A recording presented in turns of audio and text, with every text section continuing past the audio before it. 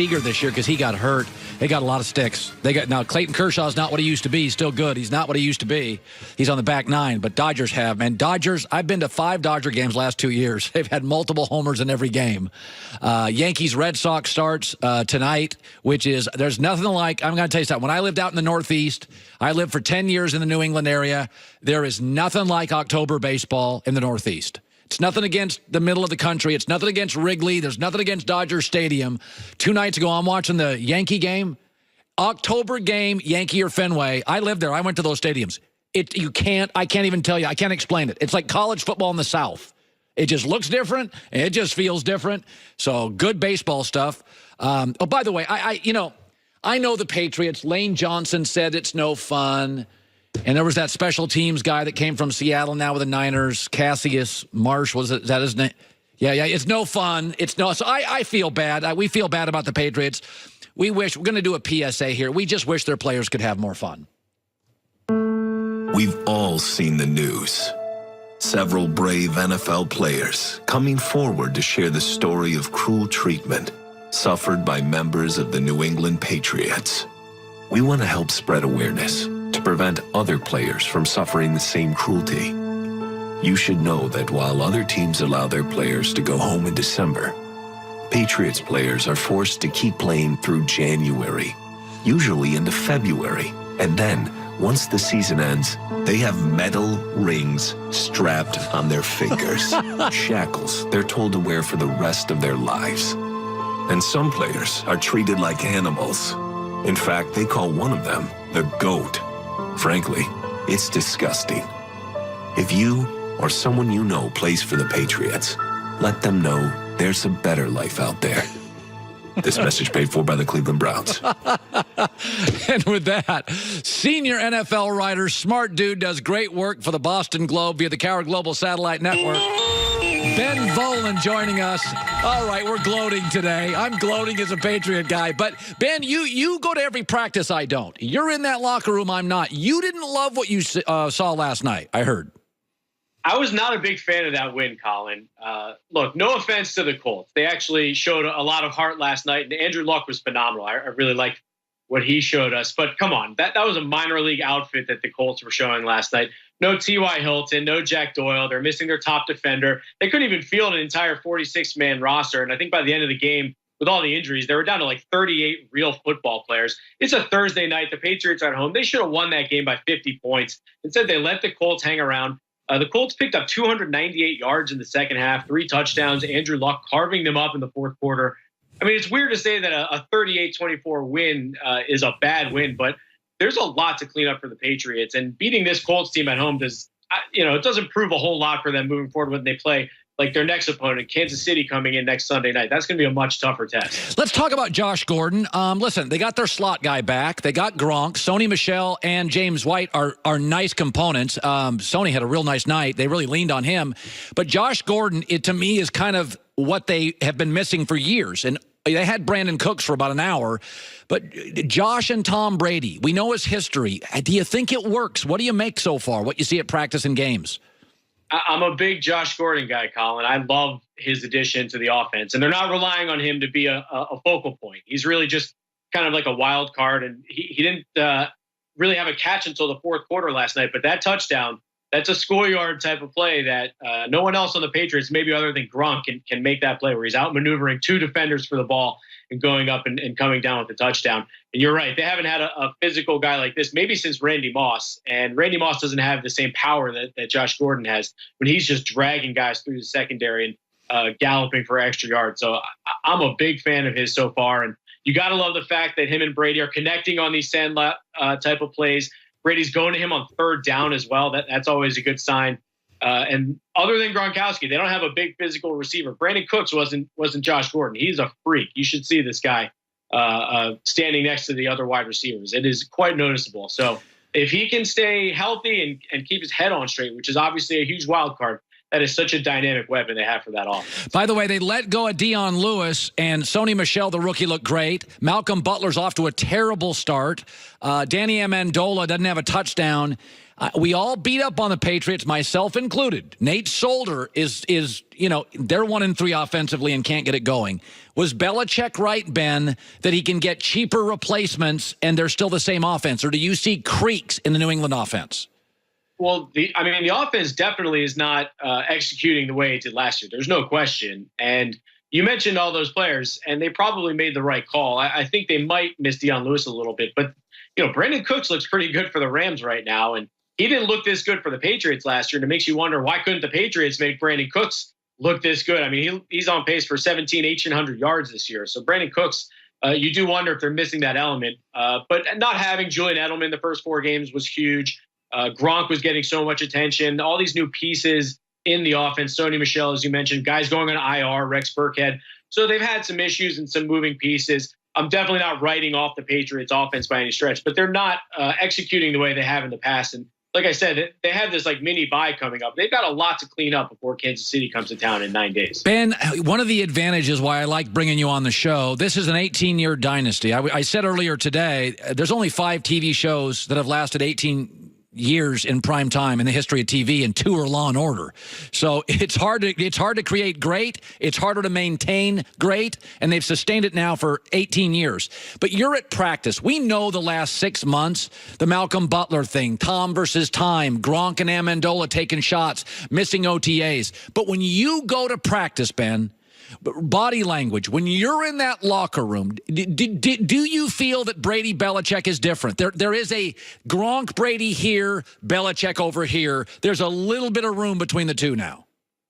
No, I think they've put that to the side now that the season starts. It's definitely a business type relationship. These guys aren't going out for beers or having lunch by any stretch, but they're still meeting twice a week to talk about the game plan. Bill Belichick said last night after the game, there's no quarterback I'd rather have than Tom Brady, something he said many times over his career. And, Gronk, you can tell is a little frustrated with how the way things are going so far. He hasn't scored a touchdown in 4 games. His teammates aren't winning the one-on-one battles, but I don't think the frustration is about what's going on with Belichick and behind the scenes. That's like off-season stuff. They've, I think, hashed that out for now. I don't see this thing falling apart anytime soon, barring a disaster, of course. You never know. But it looks like Belichick's probably going to be back for another year next year. I think Brady's going to be coming back, probably Gronk as well. I think they're going to keep this band together for a little while longer. He is a senior NFL writer for the Boston Globe. Busy guy, good enough post-Patriots to come on and talk to us for a few minutes. Ben, thank you so much. We will talk soon, hopefully. Thank you. All right. Thank you, Colin. All right. Ben Volin, senior NFL guy for the Boston Globe. I like sometimes, you used to do this when you were in Miami or I was in Portland or Tampa. I like bringing on local people who are in locker rooms and at practice, and they can sometimes they're kind of like, they're soldiers. They're on the ground and they see stuff in locker rooms. I don't, because I remember when I used to cover NFL teams or NBA teams, and you're in the locker room and you're at practice, you just see stuff that, people that are doing national stuff sitting up here on a desk don't see. So he was not as impressed with the Patriots as a lot of people were. I do think Josh Gordon's a fascinating element if it can work. My gut feeling is it won't over time, but they got the slots and the tight end and the running backs, and I thought Brady had a ton of time to throw in key situations last night. I'm still teasing that LeBron story. It is not good news for Lonzo Ball if you've watched the Lakers preseason games. Joey, though, first with the news. No. Turn on the news. This is the Herd Line News. All right, sticking with that Patriots game last night, the Colts were sort of their own worst enemy. The issue of not securing the ball that carried over from week 4. Andrew Luck tossed 2 picks, and rookie running back Jordan Wilkins lost a fumble, and 5 other players accounted for a drop pass. So here's Frank Reich on those struggles. Obviously, the drops are unacceptable.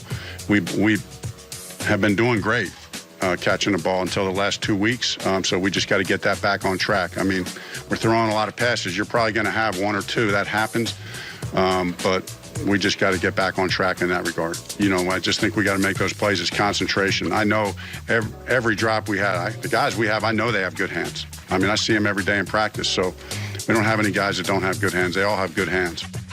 Well, they have an extra 10 days to fix that issue before their Week 6 game with the Jets. I was thinking about this. Everybody, there was this big thing about last year. I mean, the media's gone very far left, where it's always like, oh, the corporation's bad, the coaches are bad, the NFL's bad. Everybody complains about Thursday night games. Do you know the Patriots didn't practice this week? They don't put on pads. So everybody complains about these Thursday night games. You don't hit or mostly practice all week, and then you get 9 days off. If you told me I had to do back-to-back shows once a year, but then I got 48 hours off, I'd be like, I'll do that. Well, yeah, but you're also not running your body into a garage door. Hey, this show is heavy lifting. Times this is hard work up here. During those back-to-back shows. Talking all the time. They may not be practicing, but they are coming off of generally a game and then playing it on a short week. It's basically a second bye week. You get a second bye because what happens in these short weeks is it's usually a close game, so the flight's not very long, and teams don't put the pads on. They don't hit. So you just, especially, I think it's bad for veteran guys. But if I'm a young player or a quarterback, and it's like, I get a kind of a week off of practice, I watch more film. Athletes are also creatures of habit, though. That they is have true. routines, so when that's disrupted, it causes problems mentally. So the Vikings spent the offseason adding pieces to what many thought was already a Super Bowl caliber roster. Yeah. But they have back-to-back losses, and Mike Zimmer's team has slipped to 1-2-1 on the season. So they're heading to Philly for a rematch of last season's NFC Championship game, and Zimmer is preaching level-headedness. Everybody wants to evaluate everybody after 4 weeks, but I think if you remember last year, early in the year, Xavier had some penalties early in the year, and we cleaned them up. This isn't time for woe is me. If people remember, we were 2-2 this time last year. We finished 13-3. We were 5-0 the year before, and we finished 8-8. We were 2-2 the year before that, and we finished 11-5. So, all the predictors are not really, this isn't a good time to predict. The thing about this, hockey's played indoors. Baseball, if it rains, they call the game. NBA's played indoors. What is the one sport that's played outdoors? Football. Unless it's a dome. Huh? Unless it's a dome. Unless it's a dome. But even then, you play 8 road games usually. So why would we ever get worked up in September, which is the only time during a football season, the first 4 to 5 weeks, where the weather's perfect? Because we've been waiting so long for football, so we have to.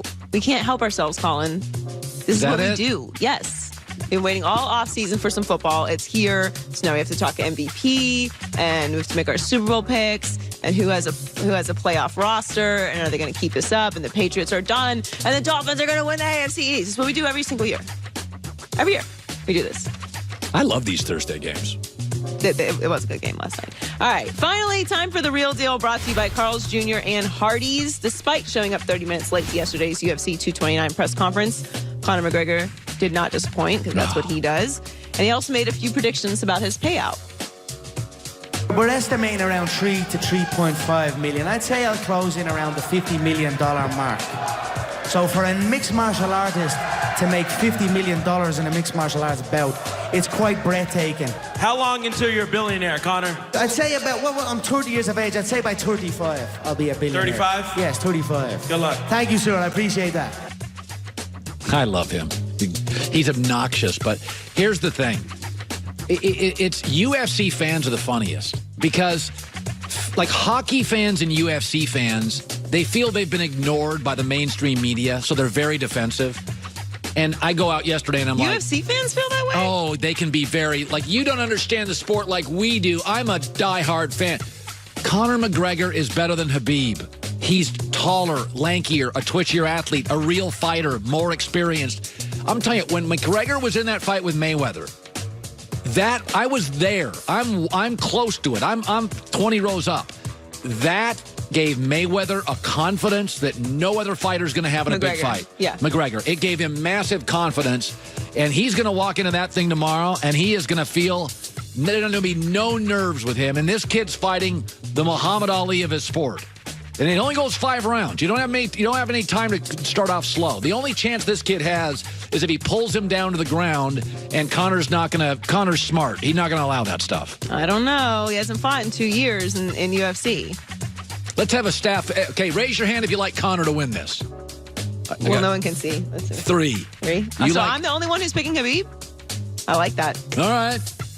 Joy with the news. Well, that's the news. And thanks for stopping by. The Herd Lie News. By the way, Ty Law, always a good guest.